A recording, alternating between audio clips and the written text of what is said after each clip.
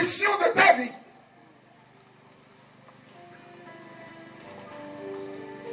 Dieu appelle l'homme à marcher avec lui, à atteindre des objectifs. Dieu appelle l'homme à marcher à côté de lui et de faire de lui un plus qu'homme. Dieu appelle l'homme à l'expérimenter chaque jour dans tous les différents compartiments de sa vie. Le fait que l'homme s'approche et se rapproche de Dieu permet à cet homme d'être impacté, de recevoir quelque chose qui vient du Père, quelque chose qui vient de l'auteur de sa vie. Dieu, déposant donc quelque chose à l'intérieur de toi, ce quelque chose doit servir à une mission. Ce quelque chose doit servir à quelque chose. C'est ce quelque chose qu'on appelle, Dieu t'appelle à la mission de ta vie. Tu peux avoir ce que tu as, tu peux être ce que tu es, tu peux aller où tu veux, mais si tu ne cernes pas la volonté de Dieu sur ta vie, tu ne sais pas à quoi Dieu t'appelle exactement, tu risques de faire des années et des années et des années et des années en stage dans la vie spirituelle.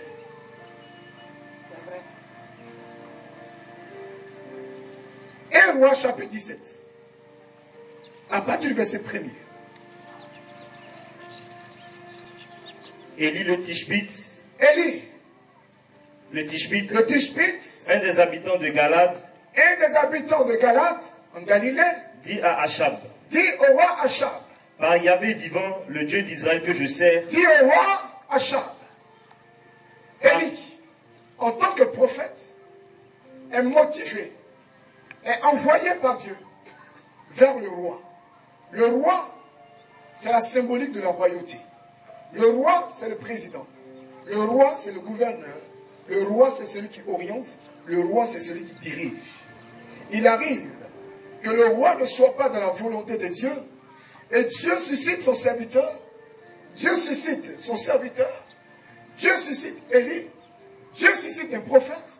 Et Dieu dit au prophète, va vers le roi, va lui dire, toi, en tant que mandat, toi ayant le mandat divin, toi ayant la qualité de serviteur, toi ayant l'approbation divine, toi, va vers le roi que moi j'ai suscité, ou que j'ai voulu, ou qui s'est établi, quelle que soit la façon dont il est venu, toi, va vers le roi et dis au roi, moi Dieu, créateur du ciel et de la terre, voici la façon dont je voudrais que le monde marche. Élie, un des habitants de Tishbite, qui est en Galate, envoyé par Dieu vers le roi. Dis à quelqu'un, il n'a pas été envoyé à côté de quelqu'un du roi. Il n'a pas été envoyé vers la côté du roi. Mais envoyé chez qui? Chez le roi. Vas-y. Par Yahvé vivant, le Dieu d'Israël que je sers. Par Yahvé vivant, le Dieu d'Israël dont je suis le serviteur. Il n'y aura ces années-ci ni rosée, ni il n'y aura ces années-ci ni rosée, ni pluie, sauf une goutte, sauf à mon commandement. Élie arrive dans une ville où on est en saison de pluie et il déclare en tant que ministre de Dieu que moi, serviteur de Dieu, je déclare, tant que tu ne changes pas de vie et que les choses ne font pas comme moi, mon Dieu les veut, à partir d'aujourd'hui, plus de pluie, aucune goutte, même la rosée, tu ne verras plus. Aujourd'hui, je veux te pousser à entrer dans une dimension d'alliance avec Dieu. Amen. Où quand tu dis quelque chose, ce qui est dit est dit. Il y a des chrétiens qui parlent et puis rien ne se passe. On te dit des choses sur ta vie et puis tu ne vois rien. Dis à quelqu'un à côté de toi, le temps est arrivé où tu vas expérimenter la gloire. Le temps est arrivé où tu vas expérimenter l'autorité de Dieu. Le temps est arrivé où tu vas expérimenter chaque parole libérée sur ta vie. Annonce.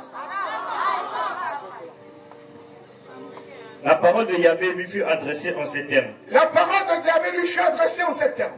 Va-t'en d'ici, Après dirige-toi avoir vers parlé au l'Orient. roi Achab, le Seigneur dit à Élie, pars d'ici. Je préfère, allons-y, allons-y, allons-y. Va-t'en d'ici, Va-t'en d'ici, dirige-toi vers l'Orient dirige-toi vers l'Orient, et cache-toi au torrent de Kérit, cache-toi au torrent de Kérit, qui est à l'est du qui est Jourdain. à l'est du Jourdain. Tu boiras au torrent Tu boiras au torrent, et j'ordonne au corbeau de te donner j'entends le corbeau de te donner à à manger. manger là-bas. La première chose que je voudrais que tu comprennes, que Élie, dont nous parlons, est un homme de la même nature que toi et moi. Que quelqu'un me dise Amen. Élie le courageux, Élie le prophète, il a aussi du sang dans ses veines. Le même Élie, il mange la même nourriture que toi. Il est assujetti aux mêmes difficultés. Il a le courage d'aller voir le roi, de parler au roi, de dire au roi ce que le Seigneur lui dit. Mais ce qui m'intéresse, le premier point, c'est le lieu du refuge. Pars d'ici et cache-toi où? À l'est, au torrent de Kérit. Quand tu seras caché, quand tu te seras caché, quand tu vas te cacher, quand on ne te verra plus, c'est à ce moment que j'ordonnerai au corbeau de t'envoyer à manger ou dans ta cachette. Je voudrais que quelqu'un comprenne aujourd'hui que quand Dieu t'appelle, la première chose qu'il fait dans ta vie, il te donne un lieu de refuge. Le lieu de refuge, c'est d'abord dans l'église. Et quand tu rentres dans l'église, l'église t'oriente vers les CEB. Quand tu rentres dans l'église te motive à adhérer aux associations, aux mouvements, aux groupes, aux communautés et aux fraternités. Le lieu de refuge en question est initié par Dieu pour certaines missions ou pour certains objectifs. Quelles sont ces missions et quels sont ces objectifs? Le premier objectif, Dieu initie la cachette. Le premier objectif pour ta propre protection. Que quelqu'un me dise protection. La protection divine. Dieu ne peut pas te conduire sans te protéger et sans te guider. Tu n'as pas entendu Amen. Quand Dieu t'appelle, c'est qu'il a trouvé un programme qui peut t'arranger et qui va t'arranger. Si Dieu n'est pas capable de te conduire, Dieu n'est pas capable de t'arranger, Dieu n'est pas capable de te protéger, il te laisse dans ton péché, il te laisse dans ta situation. Mais quand il t'appelle, c'est qu'il a trouvé mieux pour toi. Oh, je n'ai pas entendu Amen. Et quand Dieu est en train de t'orienter, la première chose qui doit te caractériser, c'est la conviction intérieure que Dieu est avec toi en tout temps, en tout lieu, partout, quelle que soit la situation. Pourquoi? Parce que c'est lui qui t'a appelé. Je suis en train d'intervenir pour provoquer quelque chose dans ton intérieur. Il y a des gens qui sont devenus comme des consultants. Il y a des gens qui ne peuvent pas vivre sans prophète. Lui-même, il demande à quelqu'un, dis-moi de quoi sera fait demain. Demain, de porter quoi? Demain, je vais me lever où? Et le jour où la personne n'a plus de vision. Dieu ne peut pas t'appeler s'il ne sait pas où est-ce qu'il te conduit. Quelqu'un m'entend? Et quand Dieu t'appelle, les persécutions ne vont pas te rater. Les rejets ne vont pas te manquer. Amen. Ah là là. Quand Dieu t'appelle, ne sois pas étonné qu'on dise que tu commences à exagérer dans ton affaire de Dieu. Si Dieu t'appelle, ne sois pas étonné qu'on te dise ce que tu fais là même. Est-ce que ça vient réellement de Dieu?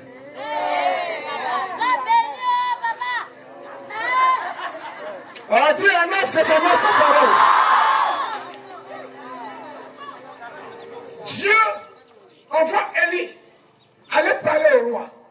Il finit de parler au roi. Dieu a de la suite dans les idées. Il finit de parler au roi. Le roi peut ne pas aimer la façon dont Élie lui a parlé. C'est le même Dieu qui dit donc à Élie, pars d'ici et va te cacher. Dieu peut créer une situation, mélanger une situation, mélanger une atmosphère pour te pousser à aller te cacher. Pendant que tu te caches, il prend le temps, il prend le temps, il prend le temps, il prend le temps, il prend le temps de t'occuper, de te séparer de ce qui était un problème pour toi. Dieu peut permettre que ta bave soit dans une affaire de quelqu'un. Et la honte qui va te toucher, il va t'envoyer aller te cacher quelque part. Mais pendant que tu es caché quelque part, ce qu'il veut, c'est que tu comprennes, que tu acceptes que c'est lui qui est l'auteur de ta vie. Et que tu demandes pardon de ta cachette. Pendant que tu demandes pardon de ta cachette, il est en train de te refaire. Il est en train de te reconstruire. Si tu n'as pas de cachette dans ta vie, tu es un homme mort. Amen. Quelqu'un m'a entendu ce matin? Est-ce que quelqu'un m'entend? Pourquoi une cachette? Il prend le temps. Il prend son temps. Pendant qu'à cause d'un problème, tu es loin de tout le monde. Tu es caché. Tu ne peux plus sortir. On ne sait pas où tu es. Il prend le temps de purifier tes pensées. Il purifie ta mémoire. Il t'a séparé de la télévision. Il t'a séparé du cinéma. Il t'a séparé de goût et gars. Il t'a séparé de quelque chose. La honte qui est sur toi, là, ça fait que tu es dans le trou. Mais tu es en train de prendre des résolutions. Tu es en train de prendre des résolutions. Tu es en train de prendre des résolutions. C'est comme Samson qui est en prison. Pendant qu'on avait rasé Samson, on lui avait enlevé son pouvoir. On avait enlevé ses cheveux. On s'est moqué de lui parce qu'on l'a saisi. On l'a pris. On l'a mis en prison comme un malpropre. Mais les gens ont oublié. Pendant qu'ils étaient en train de célébrer la victoire, les cheveux de Samson étaient en train de pousser. Les cheveux de Samson étaient en train de pousser. Le temps, il va se rendre compte. Les cheveux de Samson ont poussé.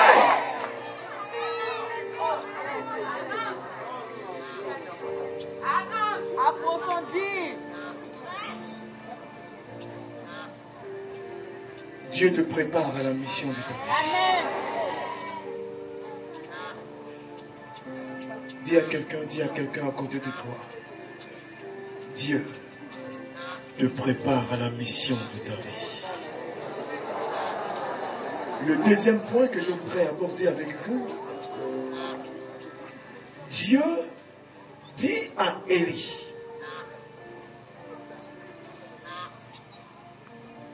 Pars d'ici. Cache-toi au torrent de Kérit, qui est à l'est du Jourdain. Et là, j'ai ordonné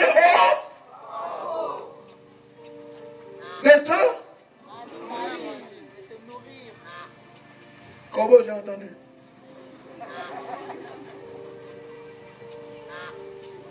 Alléluia. Amen. Le deuxième point que je suis en train de développer, c'est que Dieu pourvoit aux besoins d'Élie. Élie en question, ce n'est pas celui qui est dans la Bible. Élie en question, c'est toi qui es en train de m'écouter. Dieu pourvoit aux besoins de ses serviteurs de jour comme de nuit. Si Dieu t'a appelé, il sait ce dont tu as besoin. Il connaît les besoins. Il connaît tes projets. Il connaît tes besoins les plus intimes. Les plus intimes. Lisez avec moi Matthieu chapitre 6, le verset 25. Matthieu chapitre 6, le verset 31. Prenez rapidement les 2 versets.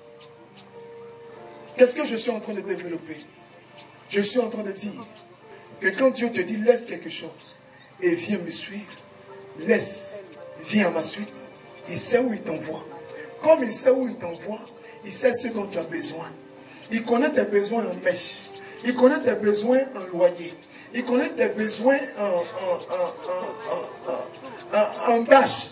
Il connaît tes besoins en pédicure, en manicure. Il connaît tes besoins en enfant. Il connaît tes besoins en projet. Il connaît tes besoins. Et il pourvoit tes besoins de jour comme de nuit. Dieu dit à Élie, pars de là, cache-toi. Il ne dit pas à Élie, je vais voir une femme, je vais voir un homme de temps en temps qui vont t'envoyer à manger. J'envoie qui? Un corbeau. Corbeau lui-même qui mange viande. Quelqu'un m'entend? Lisez ce verset. Comprenez quelque chose avec moi. Verset 21.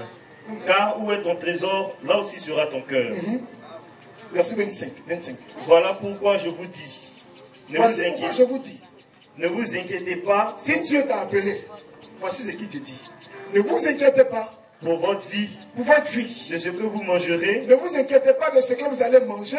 Ni pour votre corps. Attends, on va reprendre ensemble. Lis et puis tout le monde va reprendre ensemble. Ne vous inquiétez pas. Ne vous inquiétez pas pour votre vie. On lit après lui.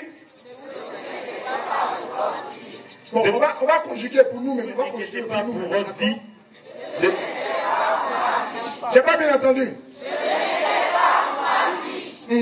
De ce que vous mangerez, ni pour votre corps, de quoi vous le vêtirez. Est-ce que vous avez compris selon Dieu?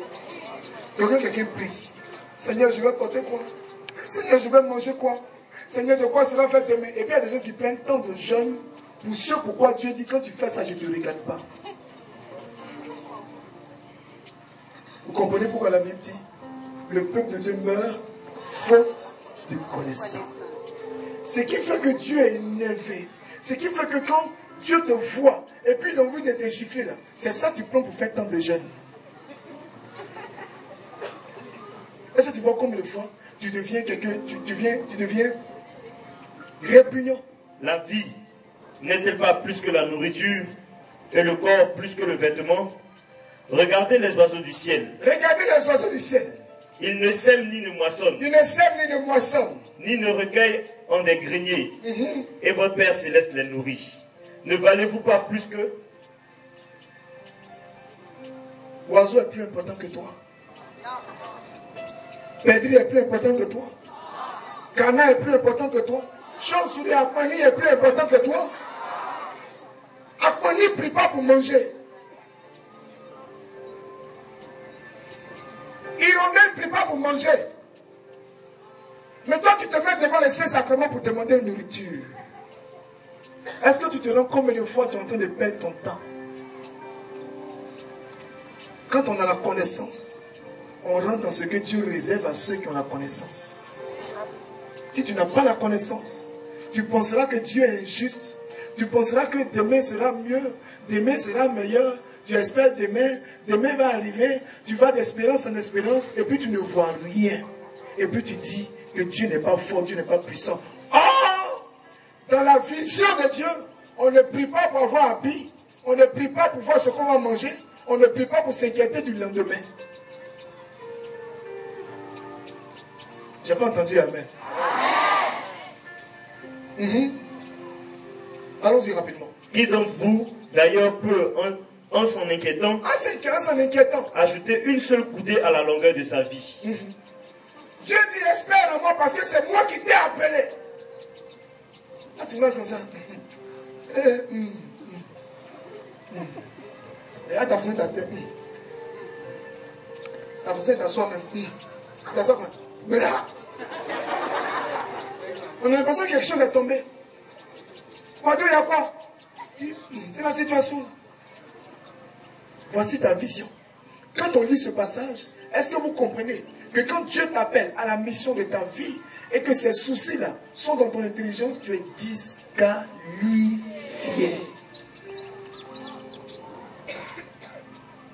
Dieu habitue ton âme aux choses difficiles. Parce qu'il est en train de te préparer à être un général de mais pas un caporal. Si tu passes ton temps à avoir une mentalité de caporal, tu auras une mentalité de coup d'état.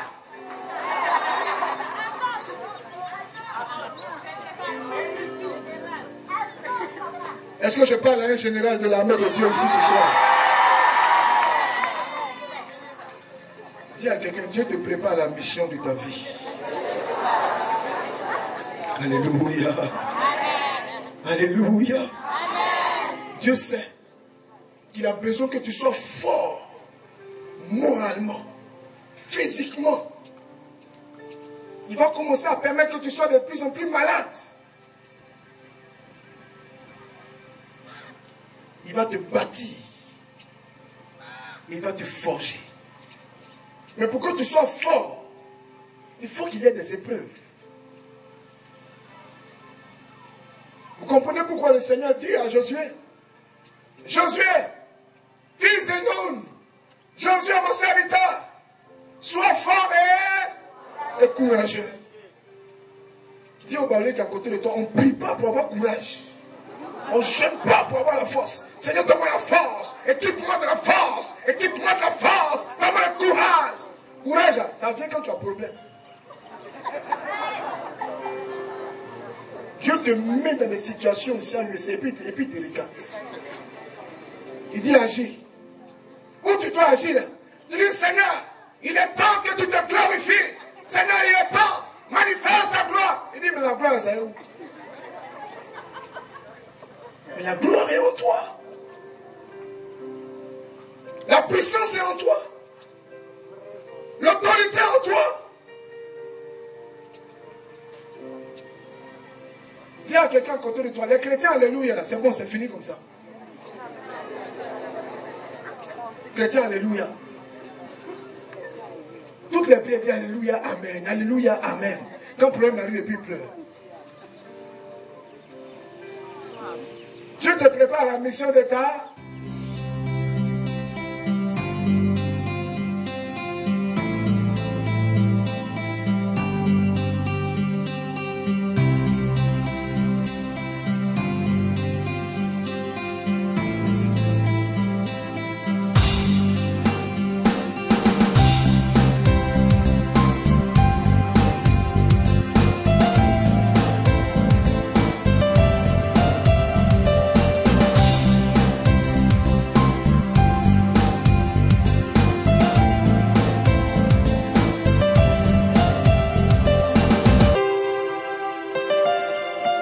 L'Esprit Saint glorifie en Jésus, que ton règne vienne.